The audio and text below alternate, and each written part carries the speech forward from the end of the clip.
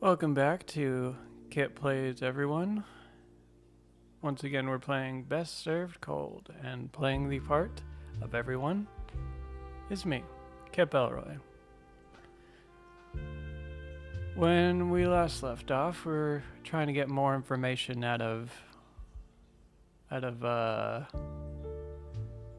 blonde here. I cannot. It's literally been like 5 minutes since I stopped playing this, or since my last recording, and I've already forgotten everybody's name. I guess if we just want to make time, I don't know how exactly to make time pass other than just talking to people. So maybe we can get more information out of this guy.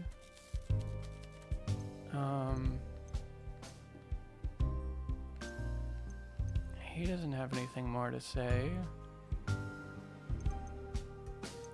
But then how do I... Yeah, okay. It's like, hey, how are you? Okay, bye. Maybe she has more to say? No?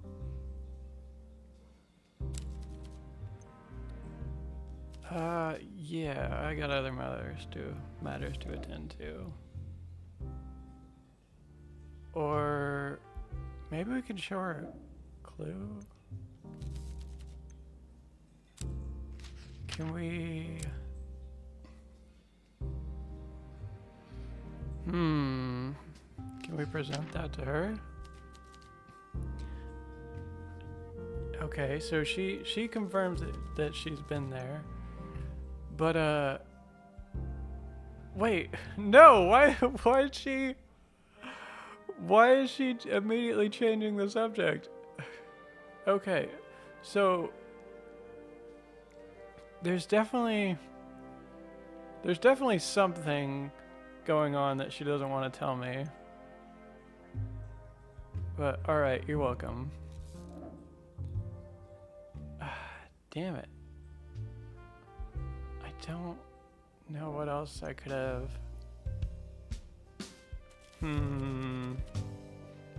I bet you hear all sorts of tittle-tattle in here.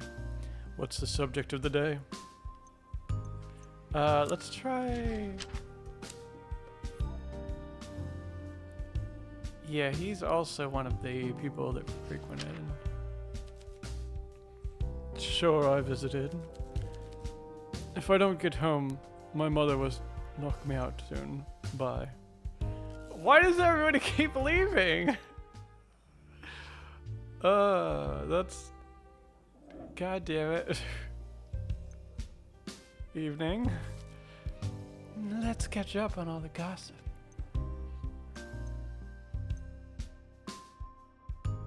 I think we already asked her. So... Who are the people you came in with? You know, I don't particularly like the Richie. Yeah, okay. It's me. It's me, guys. I'm sorry. You know, I don't particularly like the Nova Richie or the older Richie. Keeling is sweet, but painfully innocent. Wendy has her moments. The only person I really want around me is Maria.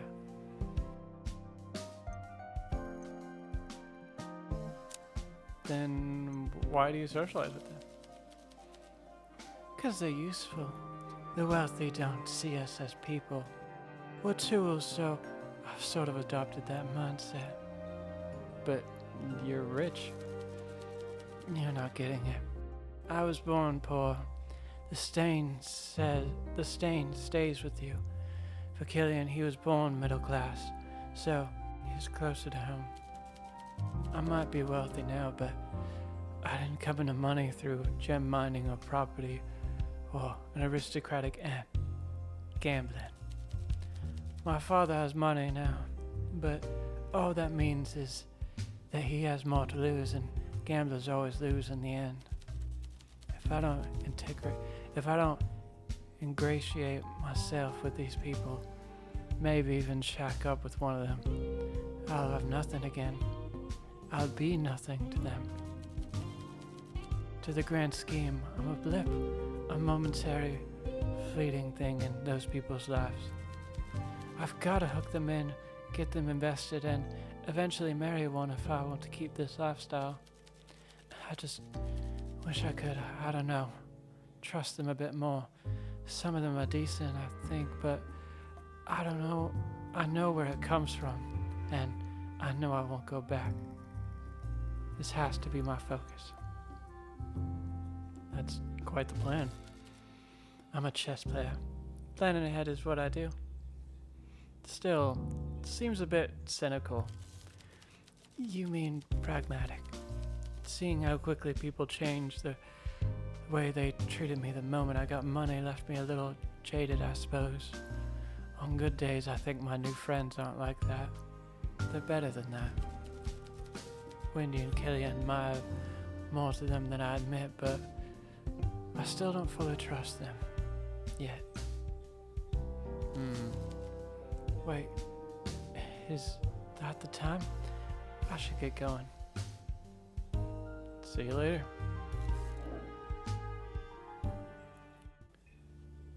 Well, I didn't figure out how to ask her what I wanted. But nothing else to do but end of the day. So I guess when their points are up, they just leave.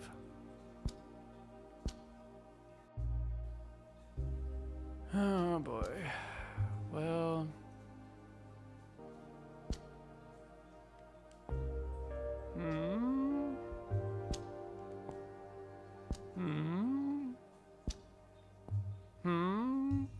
Okay.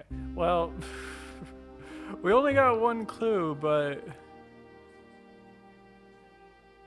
maybe we'll get more. I mean, we have to. We have to get more. This is nothing. I wonder if we're on a time limit. If we are, this is not gonna be good for me. Constable Hugo Mertens marches down the steps to the bar, his hands deep in his pocket as he inspects the other guest with confusion. After a moment, he makes his way over to you, pulls over a chair, and sits slightly too close. Constable Mertens. Barkeep. Seems like business is booming.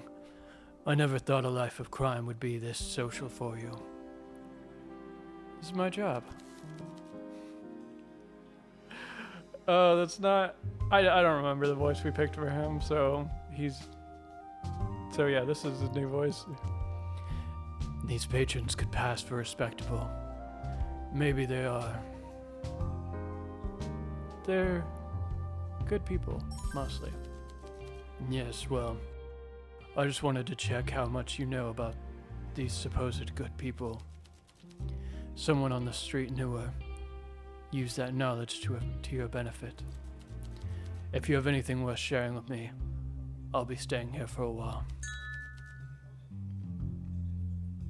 Use the notebook to present him with the new clue. Using clues on a detective like Hugo will never consume action, so make sure to show him anything interesting you find. He may have some useful insights.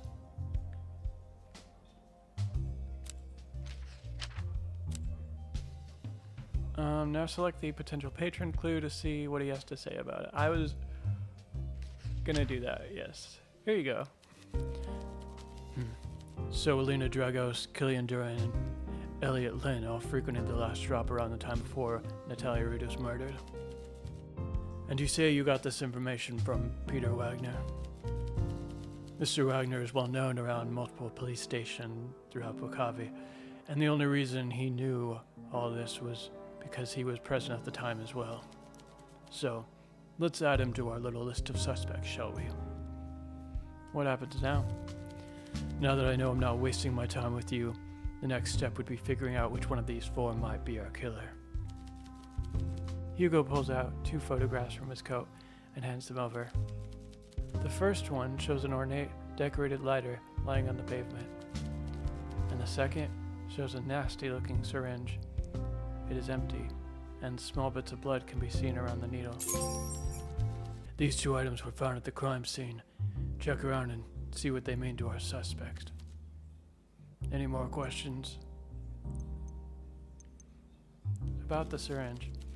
The murder weapon is peculiar and devious. It's some sort of lethal toxin. Back before the Prohibition, it was slipped into drinks, but since then, most of the victims have been found with a puncture mark. From this needle? Correct.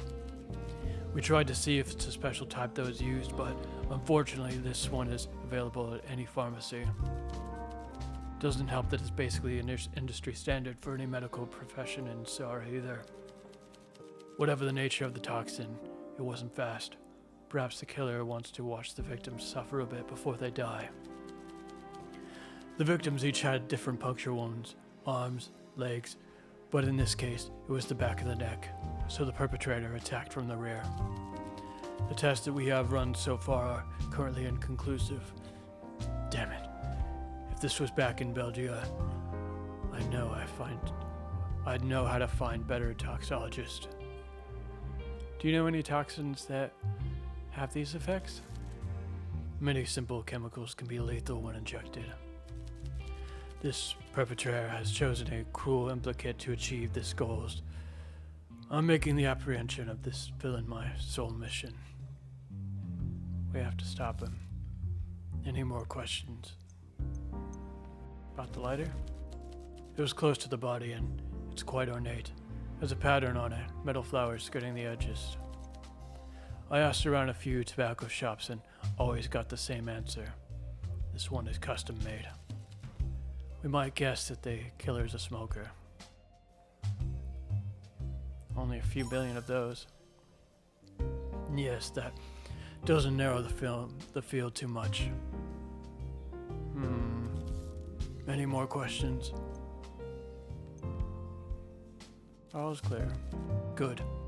One last thing. Hand over your notebook. You place the notebook in Hugo's outstretched hand. He pulls a pencil out of his pocket and quickly adds a new section at the back. After looking it over one last time, he hands it back. I added some questions I need answers to when reporting my findings about the case. The detectives at the station used this method to put together a case. I intend to do the same. First, we need a suspect to investigate. We narrowed it down to 4 people already, but given we're working with a serial killer, we can only get a warrant for 1. After this, we need solid evidence to confront them with. 2 things I need answered are: what is this killer's motive? And what evidence proves the killer was present at the time of Natalia's death? If you can find these clues that answer these 2 questions for any of the suspects, assign them in this section I added and hand over your notebook so we can review the findings. But you can only submit a suspect once, so you have to be sure. And you should also consider evidence that might clear a suspect.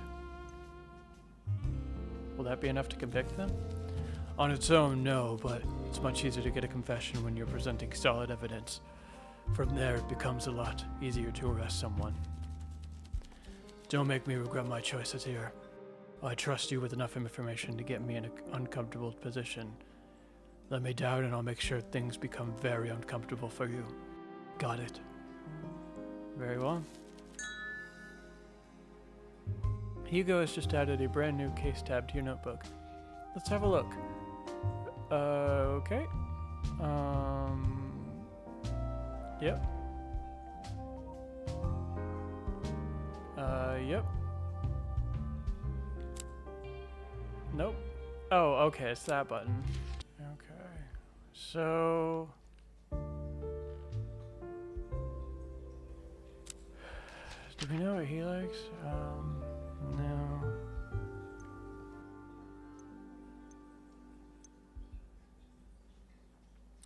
What sort of drinks do you usually like?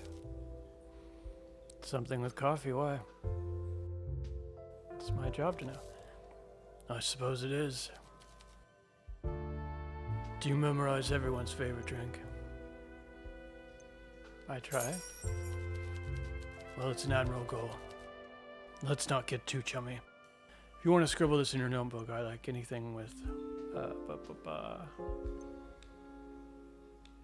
What do you say? I like, anything with coffee. Because we drink it a lot in Belgium. Reminds me of home. Just noting that down. Let's get him a drink. Do you like a drink? I shouldn't, but perhaps just one won't hurt. So, I think last time, yeah, we got him at, whoop, whoop, whoop, oh, oh. Yeah, I think last time we got him the other coffee drink, so let's try this one this time. See if he likes that a little better.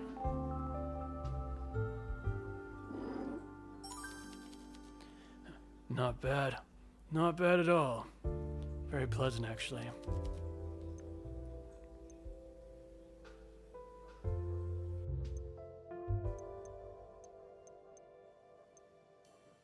Do you know Peter?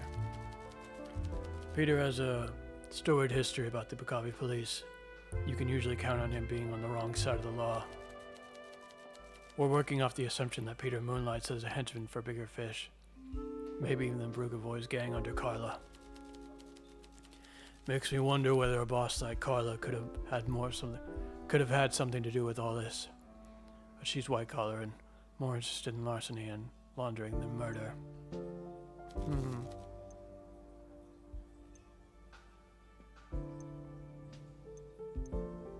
I want to know who I'm working for. Constable Hugo Mertens. It's all you need to know. Favorite color? Blue. Hobbies? I am partial to pointless conversation and wasting my time. You have no hobbies? If I indulge this line of questioning, will it motivate you to trust me? Yes. Fine. I like building miniatures, and when I was younger, I collected model trains. Tell me more. I'm a collector. What more is there to say? We all collect things. You collect useless information while I collect trains. It's not useless. I don't have them before, but I don't have them anymore before you ask. I had to leave them back in Belgium. Did you have a little railway? Yes. My fiance hated it. All those objects are with my parents now. Is that all? Yes. You have a fiance? Indeed I do. And you needn't look so surprised. But I am surprised. I have a life outside of work, you know. Lines might sometimes blur, but I'm more than my job. Either way, my personal life is my business. Mind your own. I'll note that down. So, why are you doing a detective job? Because those idiots are so busy chasing promotion, they forget to actually look for criminals. One of them confided in me how he figured out all the victims of the Bakavi Boulevard killer were all blonde women.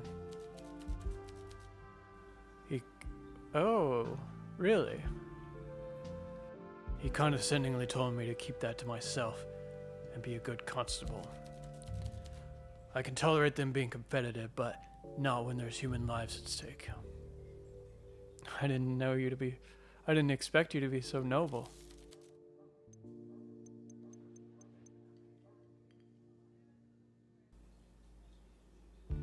It's about all we can get out of him right now.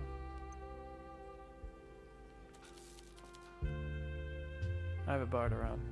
And I have a case to work. Good evening, barkeep.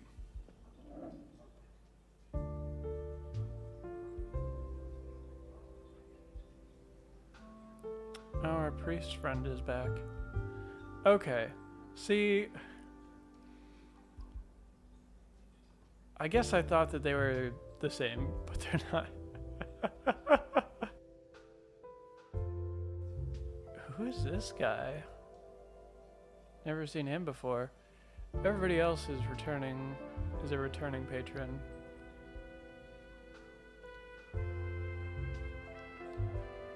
So let's talk to our priest friend. Oh no, he's in a bad mood already. What do we know about him? This goddess does not seem to mind his alcoholism, nor his attending an illegal speakeasy.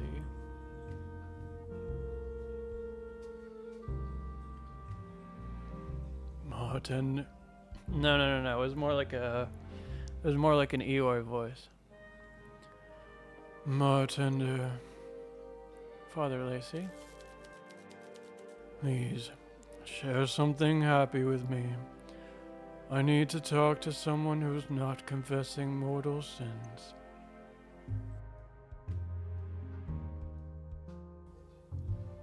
Do you have a favorite drink?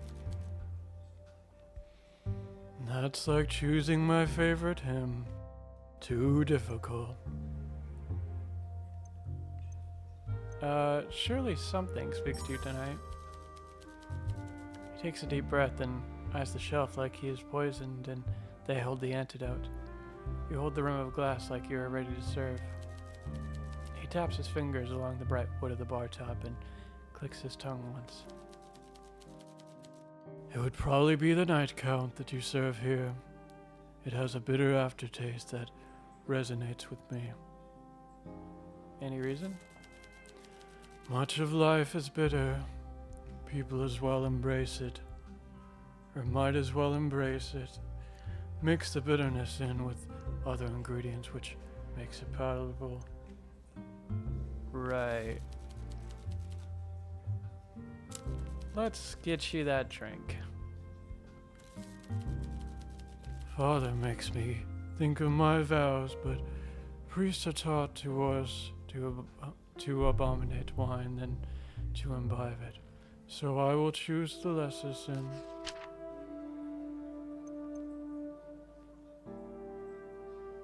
He said he likes the night count, right? That's gonna get him... Although that's gonna send him over the edge. And...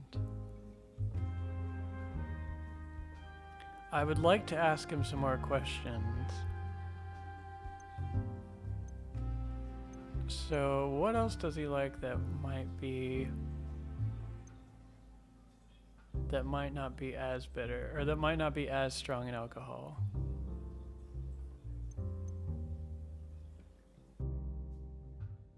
Let's do that one. Oh, I almost went the wrong way. I know he told me his favorite, and then like I need to order, pick something different. But I'm going based off of that taste to try and make him something less strong so I can still have a conversation with him. Okay. Because if we send him over the edge, he's not going to want to have a conversation with me. Did you know Natalia Reed? Can't say I've heard of her. Who is she? A woman who died recently. Ah, that's horrible. I hope she found peace in the end. That wasn't he asked us to share something happy with him, and we talk about a fucking dead girl. Share something happy with me. Hey, did you know did you know this girl died? Did you know this girl? Oh, she's dead now. Jeez, no wonder he's impressed. No wonder he's depressed.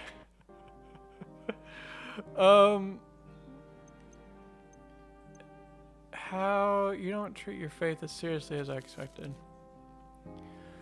A goddess is too important to take seriously. See, that's what I'm talking about. Uh-oh. You're giving me a theology lesson? The goddess in my book has a sense of humor. Just look at, everything. That's depressing. Why focus on the sun beyond the clouds when you can't see it and the clouds are raining on you? How cheery.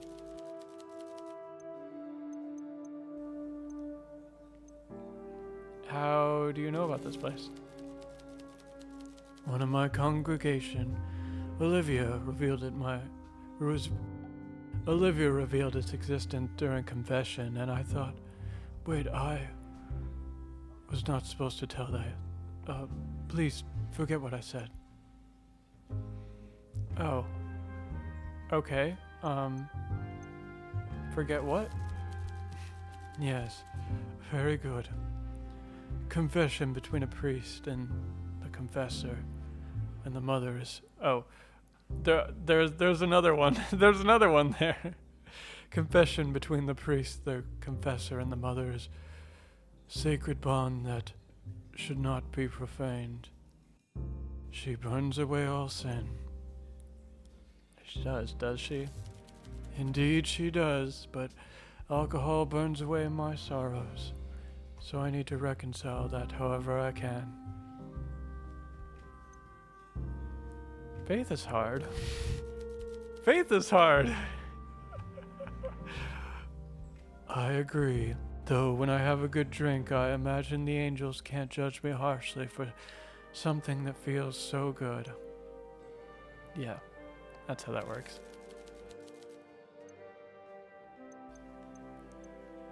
Why are you here?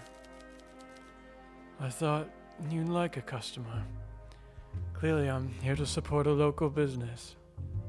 I'm a patron.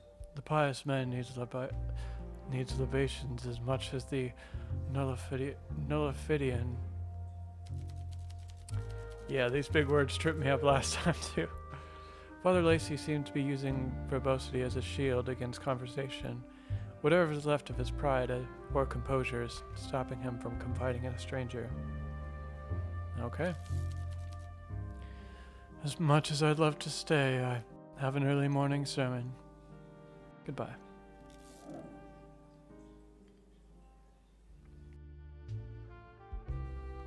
Let's talk to this guy. Elliot sits down with a cigarette in his mouth and pulls a box of matches from his bottom pocket. We discourage smoking. It's a menthol, and they make your breath smell good. If you must. I must. What do you need from me?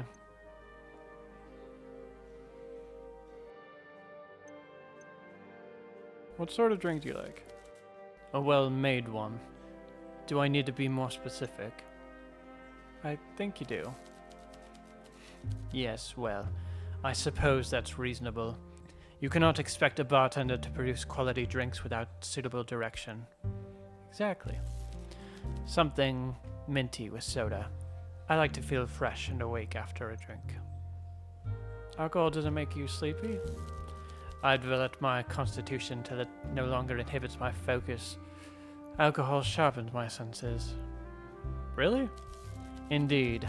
And a drink with a clean mouthfeel livens the senses. Not to mention how much it encourages intimacy with the opposite sex. Fresh breath is essential. Just hold off on the fruit punch. Feminine drinks reduce male vim and vigor and encourage the production of black bile in the body, which makes one melancholic and, I believe, less viral too. Pouring vodka into fruit juice is a waste, like a sophisticated gentleman wasting his time on tittle-tattle with loose women and mannerless men. Some men are born for better things, and they deserve better drinks too. Noted. Alright, let's make you a drink. Jeez, the more I talk to this guy, the less I like him. Elliot closely inspects it and nods. Does this look okay? Yes, hurry up. I'm hoping to get more information out of him. I know the mint punch is his favorite, but if we can get him a little bit more drunk, we might be able to get more information out of him. And this has mint in it too, you know? I'm just going based off of taste here. So if he likes one, he probably likes the other, right?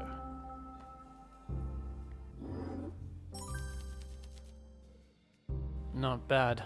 As long as the glass is clean, I won't complain. What do you want from me?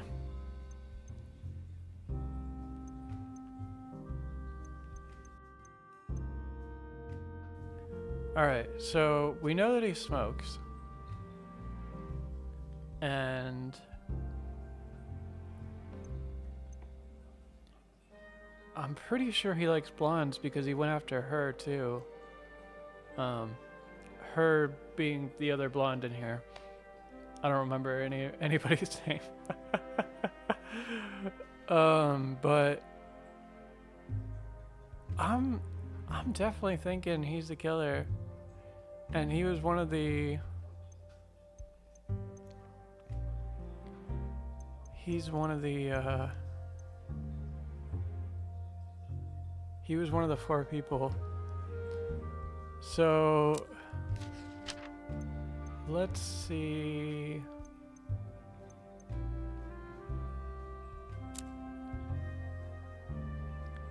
See if he recognizes this. A lighter on the ground. People whose lighters all the time. Does this have to do with me? Don't you smoke? All my life. Well, since school anyway. A while then. Was trying to fit in with the popular lads. I needn't have bothered. Not even sure I even enjoyed it anymore. But what I really don't enjoy is the shaking of my hands when I can't find tobacco. If you have any tips for quitting that actually work, let me know. It would save me a great deal of money. Keep an eye out for some. Heard you have a bit of reputation here among my customers. Which ones? I don't care about the idle chatter of scatterbrained women. You assume it's a woman? Great minds speak about philosophy and science. Mediocre minds concern themselves with sports and the papers, and dull minds gossip, and women are the worst for it. Bit small-minded. I don't need to be interrogated on my views. We all know but women and men's minds work differently. Those who pretend otherwise are deluding themselves. Elliot stands up and begins searching inside of his pocket coat. Eventually, he pulls out a rectangular, shiny metal case, ornate and engraved with floral details.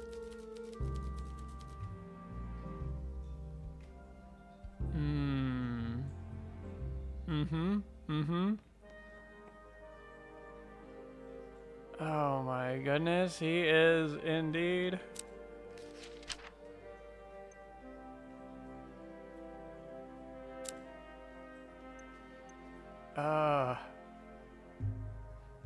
This is also ornate. Custom made. Yes, okay. How do we... I don't know if this will be noted automatically, but... Yes, found a clue. Oh, yes! Yes! Oh, where's my lighter? Okay. This time he pulls a box of matches from his pocket and strikes one to light it. We're trying to make this place less smoky. Whatever. Calm now. Take a breath or something. What do you need from me?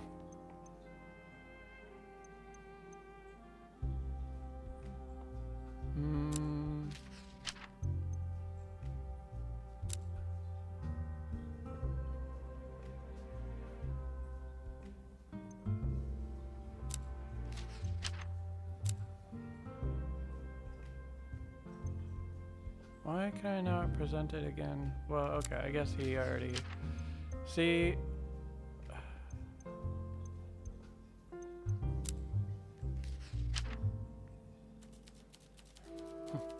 So what?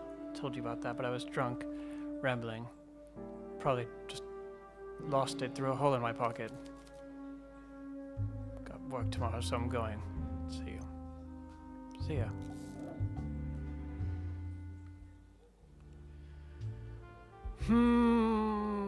Okay, so we know... Gosh.